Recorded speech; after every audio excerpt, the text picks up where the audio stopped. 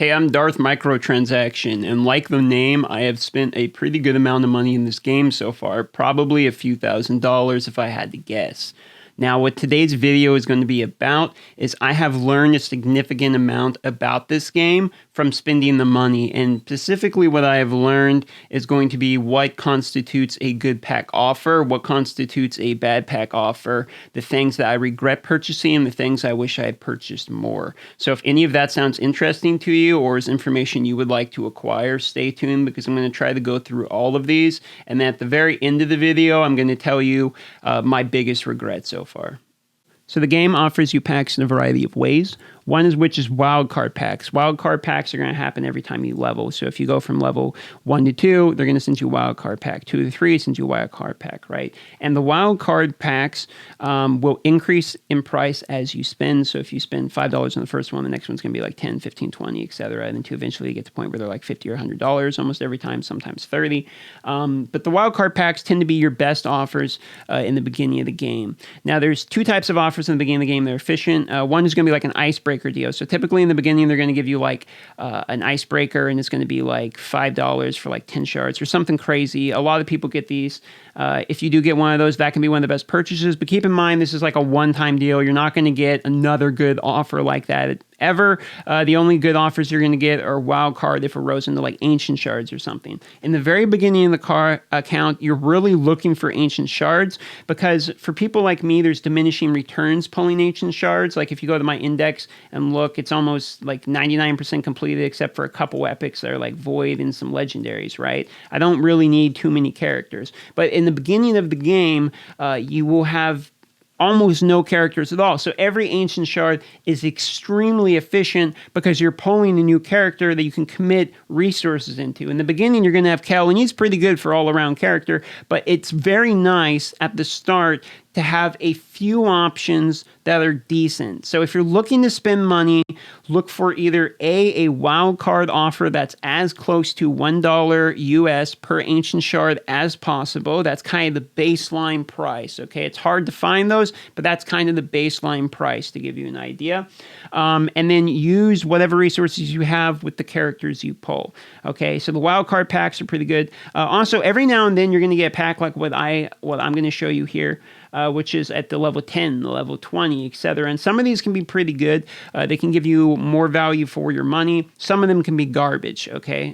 What you want to look for is try to get as close, as I say again, as $1 US per ancient shard. That tends to be the baseline. Now, they do value, keep in mind, they really value sacred and void shards very highly. They value void shards at like $5 each, and they value sacred at basically $30 each or $25 or somewhere around there, okay?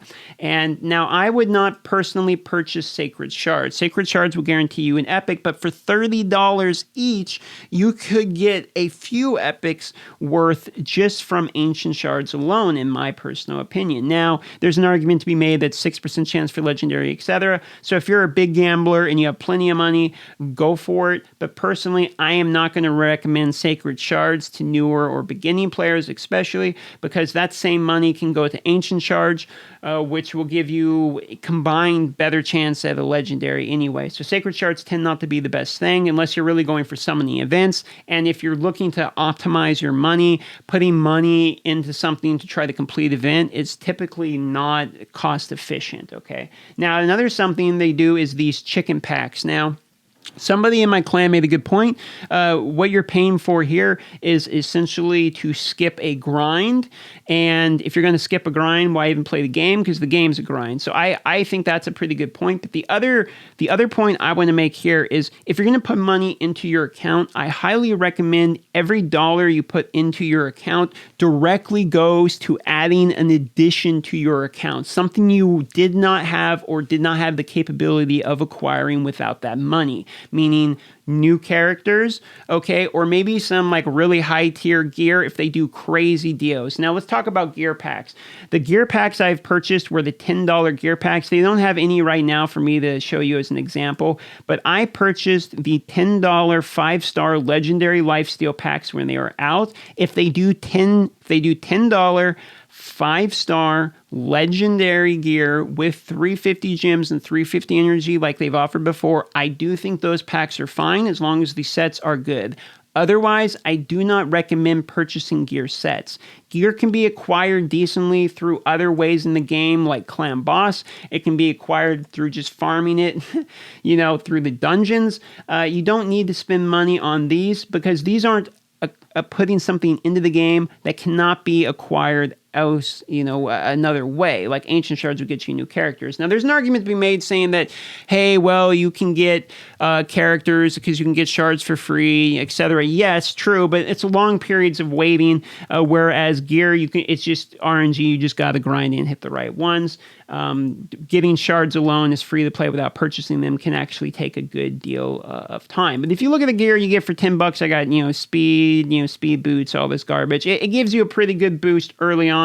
So if you see a $10 5-star legendary or better, then maybe 1 or 2 sets in the very beginning just to get your prime characters a big boost aren't terrible. Okay, they aren't terrible. That doesn't mean they're great. Okay, let's talk shop. Now, if you're not familiar with the shop, if you're looking to optimize your money, you want to basically completely stay away from here entirely, unless you're just picking up the rookie pack, which can be worth it, which you can only purchase like once a month. And the ancient shard you get for free, of course, so it's worth it. Other than that, this is basically all the whale shop. So if you're in Kraken territory, this is where you pick up your stuff to max out, just because you can't keep purchasing pack offers, right? That's where you would go here. Otherwise, stay away from this shop. It's not worth it. And especially stay away from the superior potions purchase. This is a huge waste of time. You can farm these no problem. And stay away from like these silver you don't need silver and all that. You can farm all that stuff for free. If you were going to spend just a huge amount of money, I would just get pure gems for like energy refreshes and stuff. Now, in the gem shop, the things that are worth it are the experience boost if you're free to play. Otherwise, experience boost are better like purchased basically as well. Other than that, the big shard pack here is worth it if you're trying to pull a character. And, just because we are doing a video here, I'm gonna open it just for you guys. And I'm going to show you why ancient shards would be useful as a newer player, but not as much for a veteran player, okay? It's because if you were a new player and you did your 900 gems and you opened it, okay, the first character you get is, okay, check it out, you get Arcanist, not so hot, but then you pull your other ones. And imagine being a new player and getting 11 new characters right off the get-go. You have Mystic Hand. This would now help you in the Magic Keep, okay? You would get Templar is a good character. Gore Mask is for the fusion. That's the free-to-play Scarhide fusion. Hospitalizer, these aren't actually so hot, okay? But you get a couple for fusions, Templars for fusion, as is Gore Mask and Mystic Hound's good in the Magic Keep. These ones aren't too hot, but would be more like fusion type of characters, okay? But for me, this is all food. Literally none of this is useful. I can't do a single thing with any of these. This is why it's better in the beginning when you need a variety and not as good for people like me, okay? Other than that, the best thing to actually use your gems for are just spamming energy refreshes so you can actually play the game. Or other than that, every now and then it can be okay in the market to go ahead and refresh if you're looking for like a piece of gear or you need one more character for something or, whatever reason you have that you need to refresh. Doing a couple of these can be okay because every now and then you can find something that's not too bad. Like speed if you're a beginner. And some of these 4-star, 5-star pieces, and now that the legendary pieces are in here too, as a newer player, it can actually be an okay way to get gear in the beginning if you have a few gems. But I highly recommend saving like 90% of your gems for energy refreshes because you need a large amount to work on your characters. Okay, so you're wondering my biggest regret for sure, and I have 2 of them. Number 1 is going to be opening the sacred packs during the legendary event. Now, they had this event where sacred shards doubled the drop during the legendaries, and I opened like 6 or something of these. It was expensive. And if you're not familiar with my channel and what we do, there's a lot of hype around the streams when we do pack openings. We have one very generous supporter who tends to support the stream with purchasing pack openings for me to open. And he chooses to remain anonymous. He says, unless you come to the stream and see him in action, he said, feel free to stop by and say hi. But because of that, I do around the events. So when there's double drops or something, we end up opening a lot of shards.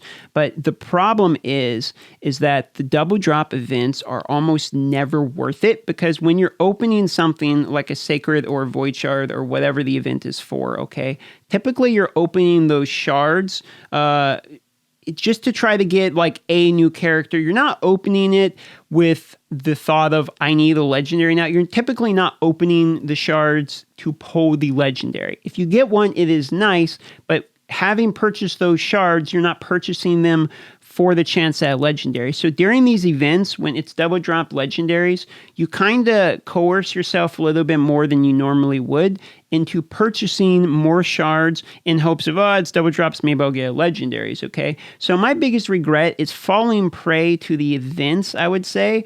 I've gone ham on a few of the events that were probably not worth it. That being said, during the void drop, double drop, I did actually receive a legendary void, but he was the $500 Solus is what we call him, because that's what he costs to get. So whether or not the events are worth it to you, that's going to be my first, is going to be going too ham on the sacred shards during the event. And my other regret is going to be probably focusing too much. This is not so much pack related, but it's going to be saying focusing too wide and not focusing narrow. Now, I like collecting a lot of characters. I have a lot of good characters, and I try to get them all to 60, and I want to max them out. But you really need to focus narrow, and by that I mean get your clan boss team and then get them maxed out with gear and everything. If you look at my clan boss team, not all of them are maxed out with like great gear. I mean, very few of them even have 6-star pieces of anything, and that's mostly my fault, because I keep wanting to, ooh, piece of candy, ooh, piece of candy. So my recommendation, if you're looking to spend, is